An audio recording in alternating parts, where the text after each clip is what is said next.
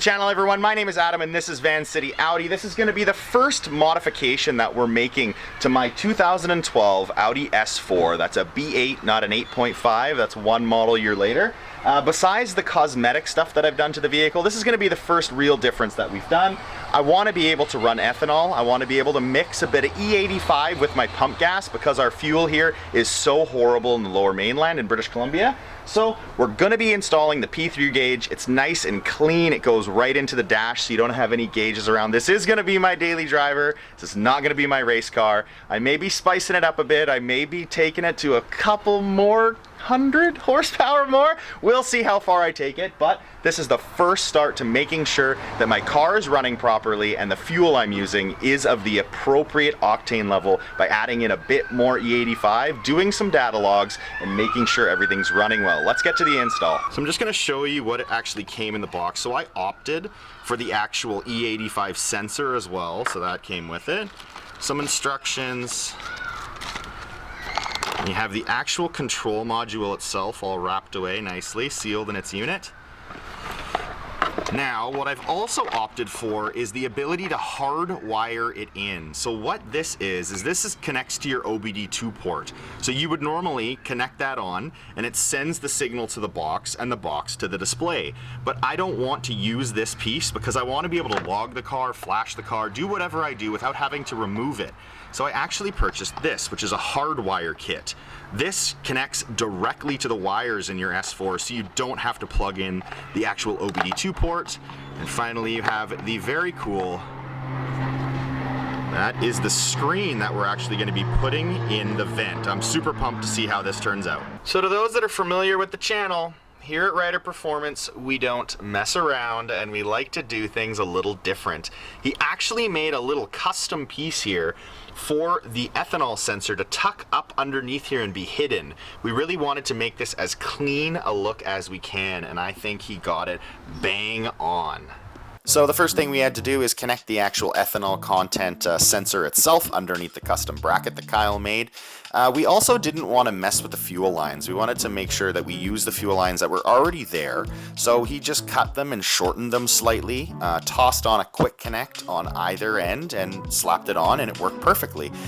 We didn't want to have to mess with that too much. We ended up putting a 90 on that one side of the ethanol sensor because that's the way the fuel lines ran, and it really sat nicely.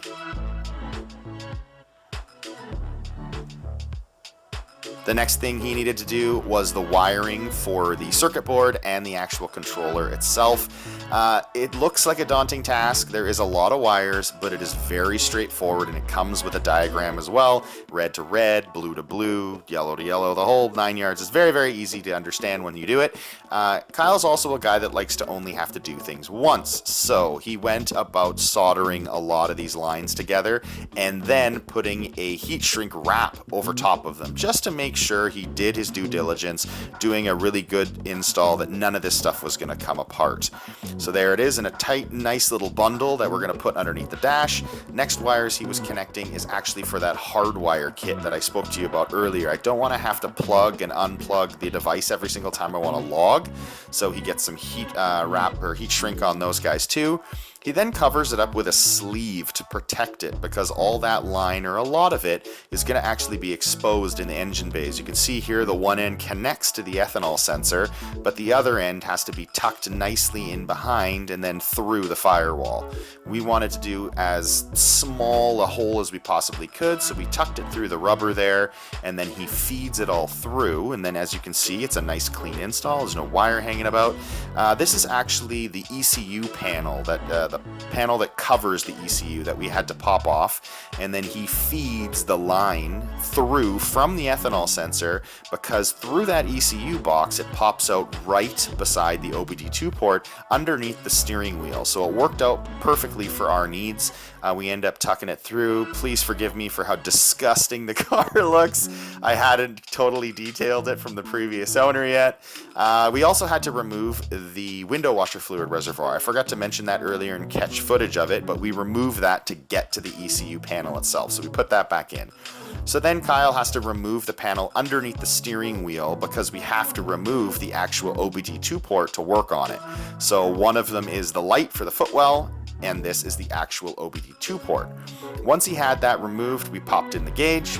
The gauge itself was a little bit of a finicky install. We were stupid and we didn't read the manual ahead of time, so we worked with what we could and figured it out, got it all on, snapped in, worked perfectly. Then we needed to tie into the actual OBD2 port itself, CAN bus high and low. You show an actual card that you get with the package that show exactly the cables that you need to connect to. There's a signal cable and the high and low, and that's what Kyle's doing right now. Another good install where he is crimping everything together and then actually heat shrinking it as well to make sure that everything stays where it's supposed to be. This is tying in directly to the CAN bus from the piece that goes through the OBD2. He's just making sure that everything is done perfectly, and there you have it. All 4 connections are beautiful for the actual gauge, and then those are the 3 for the ethanol sensor, and then he tucks it all up nicely, tucks away so it's protected and in a nice spot so it's not going to be falling out. You reconnect the OBD2, and then he puts the panel back on, screws that bad boy back in, and we were good to go. So rather than me walking you through this step by step by step, they provide you great instructions with the P3 gauges, back and front. Some of it does already come pre-configured, for the ethanol content and for the fuel temp, so we didn't have to worry about that. But we definitely needed to set this one. We were setting the highs and the lows. I've started the car, and voila, I'm at 9% ethanol, which makes perfect sense because I'm running up to an E10 content blend of 91 premium fuel. Well, that was a long ass day. We did not expect it to take this long, but we really wanted to make sure that gauge was perfectly set in there with that custom piece made by Ryder Performance.